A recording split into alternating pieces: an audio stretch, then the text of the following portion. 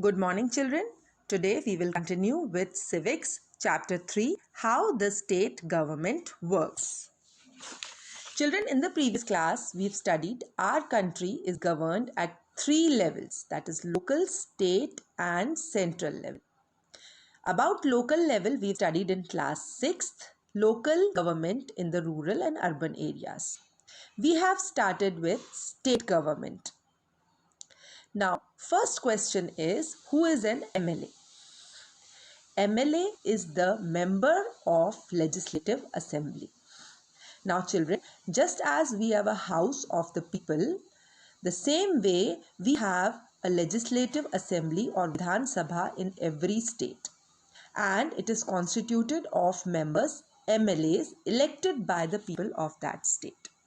So, a member of Legislative Assembly, MLA, is a representative elected by the voters of an electoral district, that is constituency, to the legislation of a state in the Indian system of government. MLA belongs to a particular state and attends the assembly of that respective state, and the matters regarding that state are discussed. Now, what is a constituency? Every state is divided into smaller areas called constituencies, which is a specified area covering one or more district.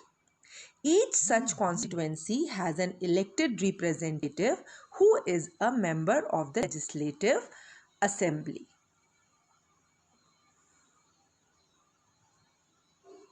Now children, why do we have a state government? As you know that India is a huge country with 29 states and 7 union territories, distribution of power between the center and states has provided for in the Constitution of India so that smooth functioning of the country goes on. So we have distributed the power between the center and state for the smooth functioning of the country. The state legislature consists of the governor and one or two houses. In states where there are two houses, there is a legislative council and a legislative assembly. The legislative council, Vidhan Parishad, is the upper house, and legislative assembly, Vidhan Sabha, is the lower house of the state legislature.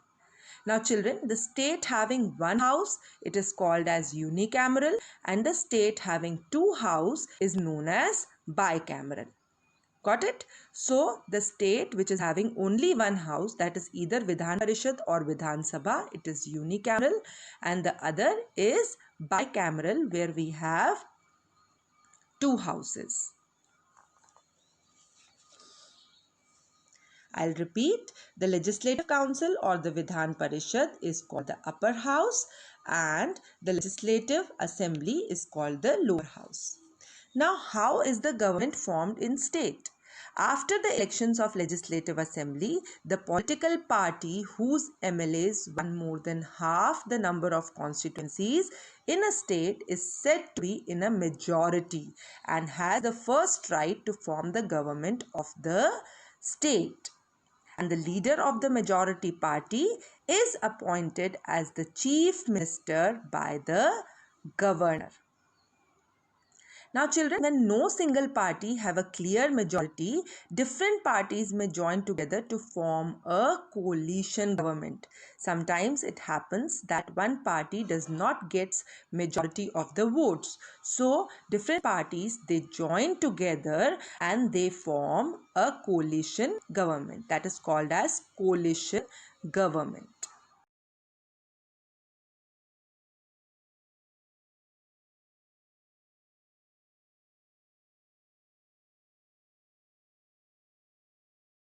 So children, a constituency refers to a particular area from which all the voters living there choose their representatives. A political party whose MLAs have won more than half the number of constituencies in a state can be said to be in a majority. A political parties whose MLAs have won more than half the number of constituencies in a state can say to be in a majority. And The political party that has the majority is called the ruling party, and all other members are called the opposition party. The elected representatives who are not the members of the ruling party, they belong to the opposition party. The representative together play the role of questioning government decisions and actions. They also raise new issues for consideration in the assembly. A legislative assembly is a place where all the MLAs, whether from the ruling party or from the opposition, meet to discuss various things. The debate is generally held in the assembly to discuss current problems. During debate, the MLAs can express their opinions and ask questions related to the issue or give suggestions about what should be done by the government. You can see the picture of a legislative assembly. Here the debate goes on.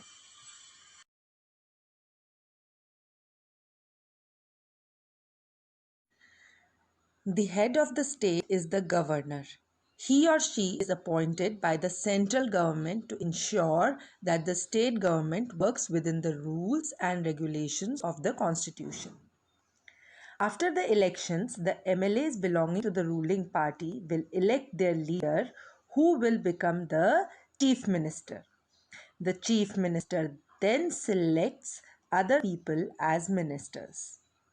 After the elections, it is the governor of the state who appoints the chief ministers and other ministers. The chief minister and other ministers have the responsibility of running various government departments or ministries. They have separate offices. Let's review, children, what we studied today. I have provided some additional information. You can read it.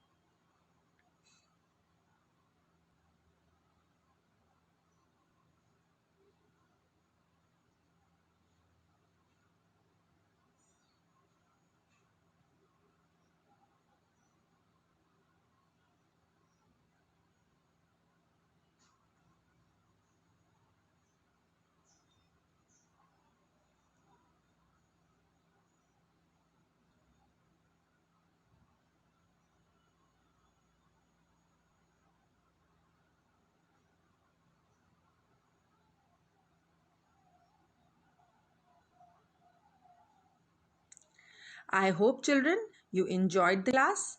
Thank you, children, and have a nice day.